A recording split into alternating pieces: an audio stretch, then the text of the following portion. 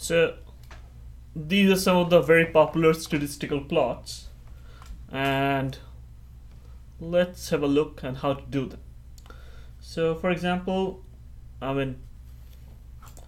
suppose in my class there are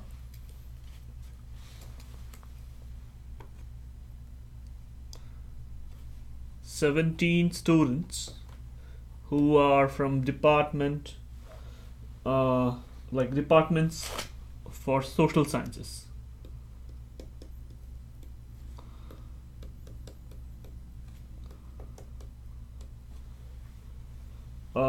And suppose 19 are from STEM fields.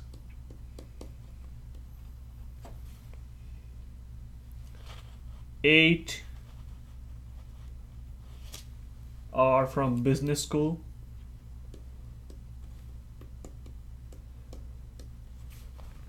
And 5 are from medicine.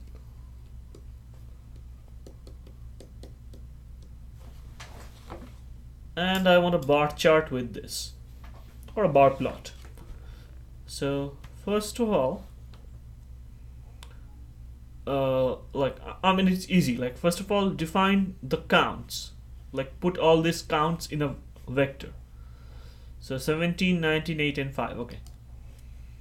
So count be the vector 17, 19, 8, and 5. And take the vector of names. So names is the vector social science. Let's call it social science like this in short. Next one is STEM. Next one is business, and the last one is medicine.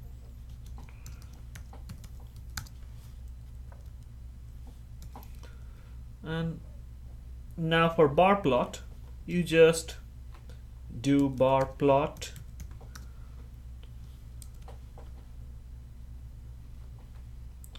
count, and it's like names dot argument, names dot argument, names dot arg is names, and that's kind of it. So let me run this.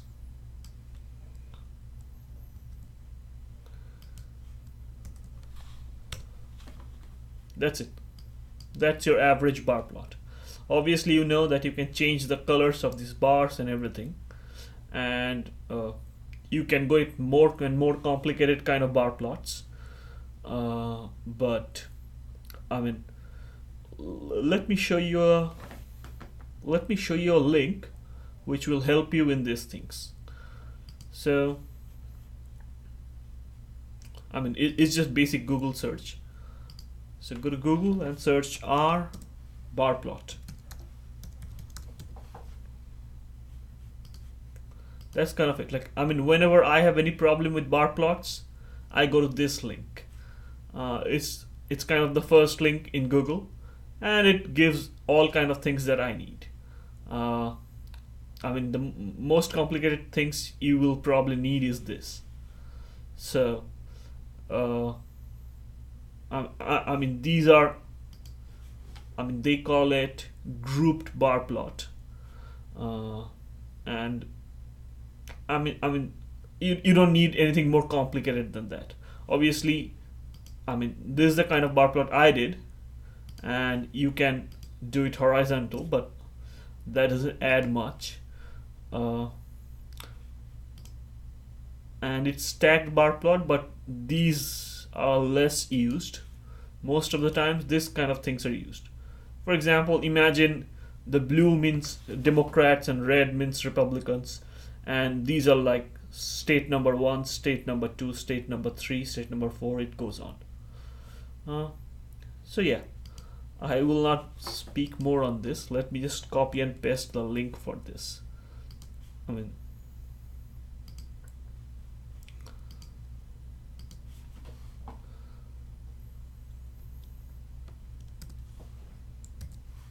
That's it.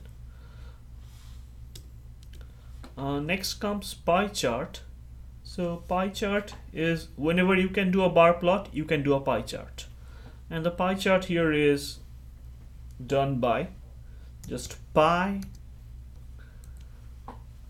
and you given the count vector, and you given the names vector as labels equal to names.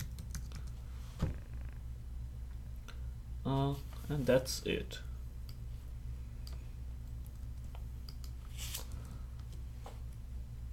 And that's the corresponding pie chart. And obviously you can like name this and all that. Once again, I can search R pie chart. So what I'm trying to say is whenever I do R, I use Google heavily, like, because all the time I don't remember all these things. So using Google, I mean, it's a good way. So let me just click on the same first link, and you'll see like all the relevant details are given here. And they are also given you a 3D pie chart. Which is nice. They're telling you how to change colors, which is nothing great. I mean, you just like color equal to something like, for example, in my case, I can change the colors like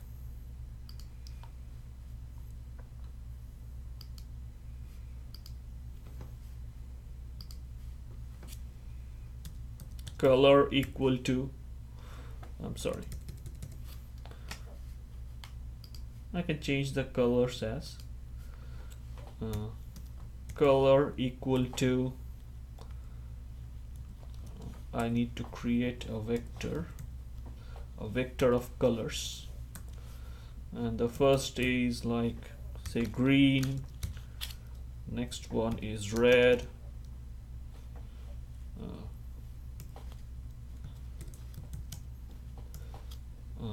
next one is blue, and the last one is say black. And that will change the colors, obviously. Suppose, okay, this color combination looks bad, I know. It's all heavy colors. We prefer lighter ones. But I was just showing you. Once again, what about like, how do I know which color to choose? Like, is there a help for colors? Just click R color palette. There are many detailed descriptions of this, but usually these colors work just fine. I mean, these are colors which have been already defined here. So, I mean, most of the times for my use, I find this color for this, like this PDF, I mean, works just fine. There are many shades of gray which I use whenever I'm in a gray mood, like I need to use it. And there are choice for dark colors and light ones. I know I'm kind of rambling on, but that's it.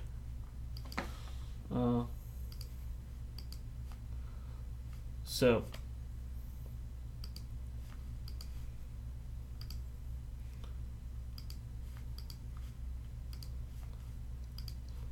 let me paste this link too.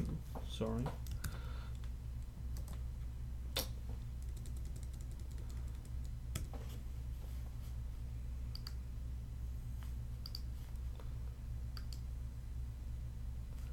Actually, the link is here.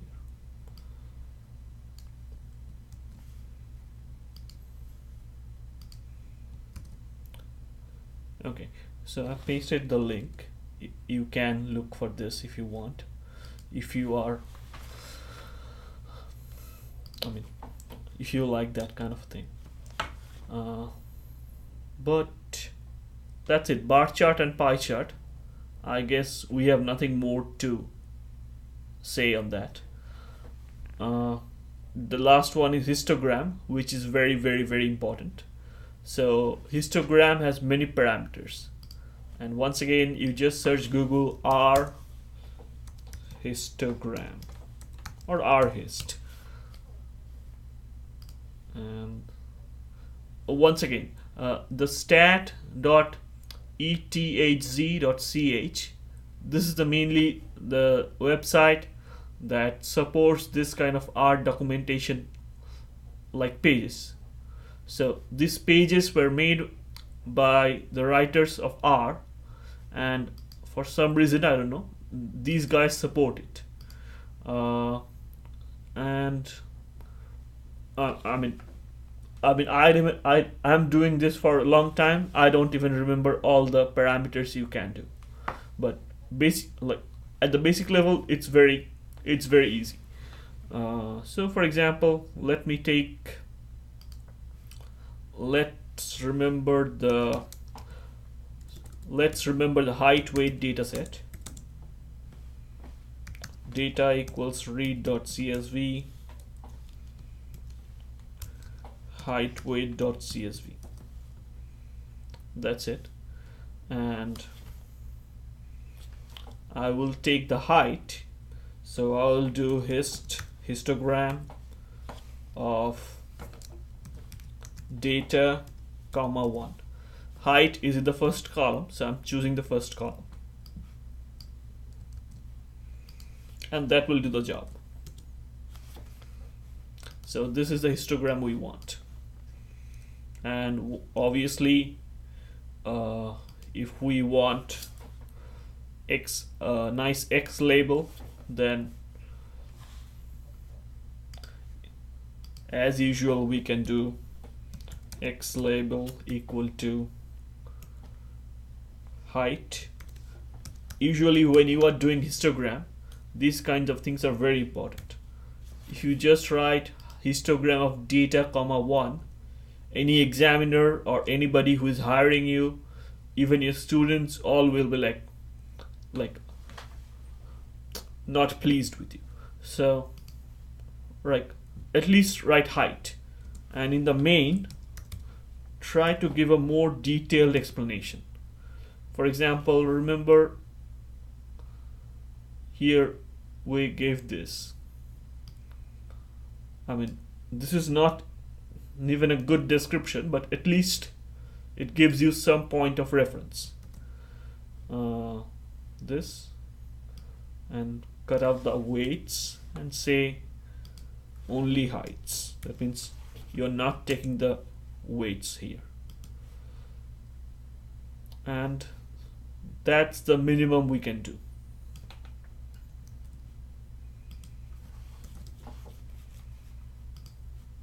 That's it. So now let's take a closer look at height. Let's take a closer look at the histogram. Now there are many, all these things are input for the function histogram. So there are many things, but let's look at this one, breaks. So for example, if I want, so breaks can be many things. For example, if I just say, let's do this. Let's just say breaks equal to 4. Let's run this.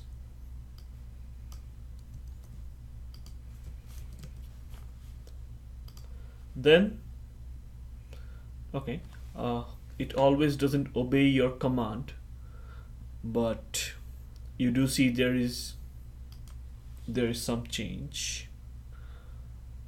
Okay, let's say breaks equal to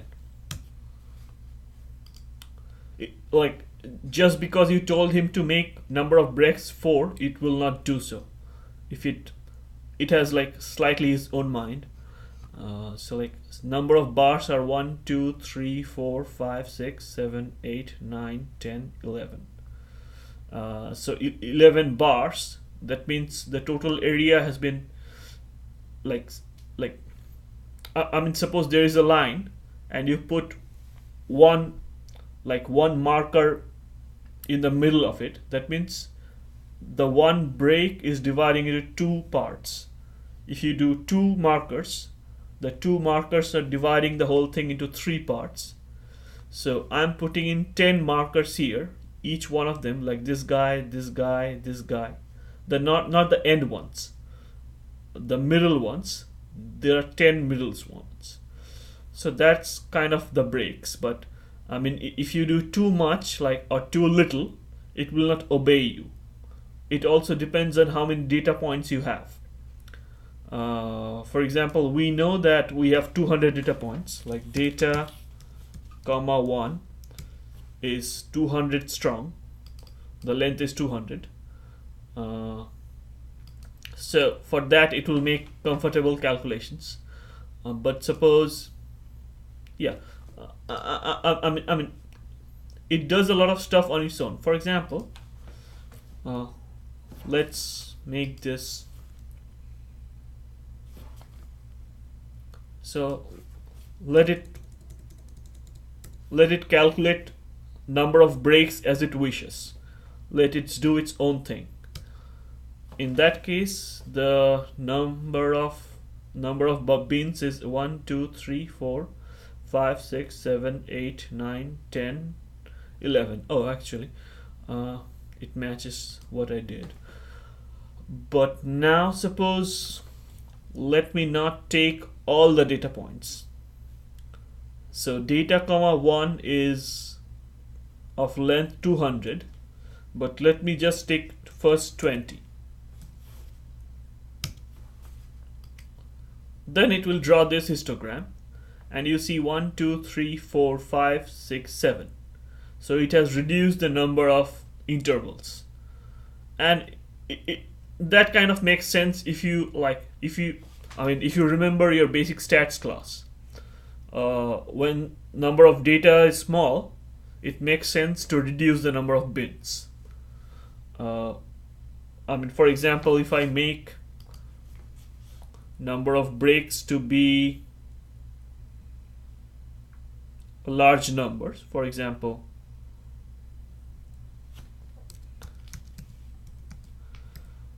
say like 20 or something, I don't think it will obey me perfectly. Then you will see some of the bars are not here. If I increase this more and more, this will happen. So yeah, that I am once again rambling about this particular breaks, but it's kind of fascinating. There are many other things. The main X lab, Y lab, we have already dealt with this kind of things. Color is obviously a color to fill the bars, and except these things, you don't need to worry much. As before, we can save the histogram in a PDF file. Just write something PDF a.pdf, and at the end write dev.off. I just gave it a name a.pdf because it's not kind of important to me right now. So if I go back, and I'll see a.pdf is this guy. That's all. Moving on, let's actually look at a data set which is kind of a famous data set. If you just type in faithful, so most data sets you have to load. For example, the height weight data set, you have to load the data set on your own. But this data set is inbuilt. It's kind of famous. the name of the dataset is faithful. Let me write it down for you. So faithful. So what it talks about is the Old Faithful geyser.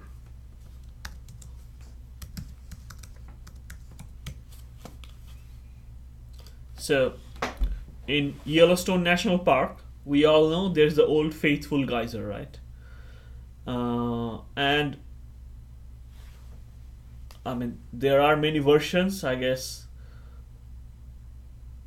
This was recorded around, I mean, this is slightly old. I mean, okay, let's not worry about that. But so what this data set is about 272 observations on two variables. What are the two variables? These are eruption time in minutes and waiting time to next eruption. Okay, I will not explain the geyser to you, but you guys know that, I mean, when the geyser happened, that's like the I mean, that's a view, that's a thing to watch. But once it happens, it dies down, and then you wait for some time, and then again it happens.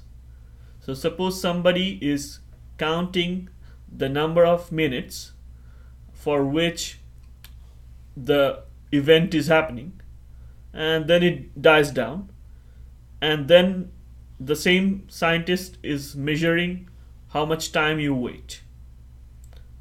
Actually, the scientists are measuring how much time you wait first, and then for how long the stuff is happening. So, and the measurements are given here.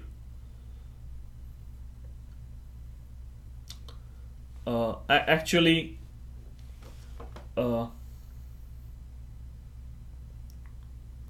yeah, I think this is like the waiting is given in seconds, and the eruptions is given in minutes. I mean, they are clearly not waiting for 79 minutes. So first you wait for 79 seconds, then you have an eruption lasting 3.6 seconds. So the faithful data set is nice one in the sense. First, let's do an obvious thing. Let's plot, let's do the histogram of the waiting times. That means the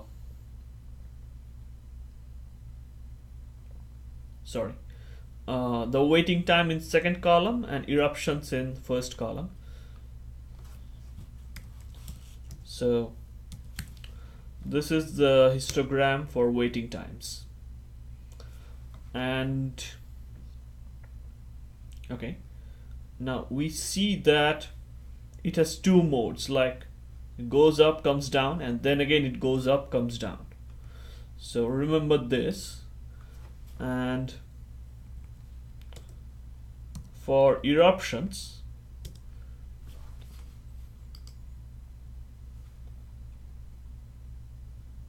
we see a similar pattern. It goes up, comes down, goes up, comes down. So you may think that the data set is divided into two groups, I should say. So to see that, let me just plot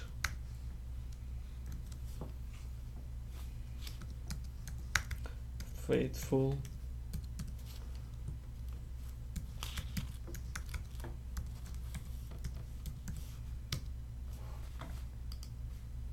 and you see exactly that. So the x-axis is the era, like how long it lasts, and y-axis is how long you have to wait. We could have done it the other way also, and let me just make it a little bit nicer.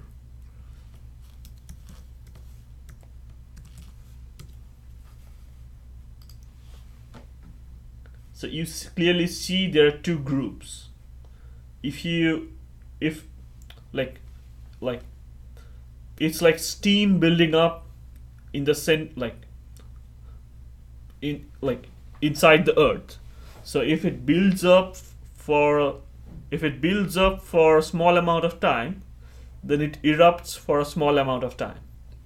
If the steam or the pressure builds up for a long time, we'll have a bigger geyser. And you can see on YouTube people posting videos of that, like really really marvelous ones. Yeah, I guess that's all I had to say. I mean, I just wanted you guys to this is like one of the first data sets that people usually come into contact with when they are doing statistics. Like statistics students have uh, like good old data sets. Like some data sets are used more in homeworks and all that for teaching stuff. So this is just one of them. I wanted to let you know that.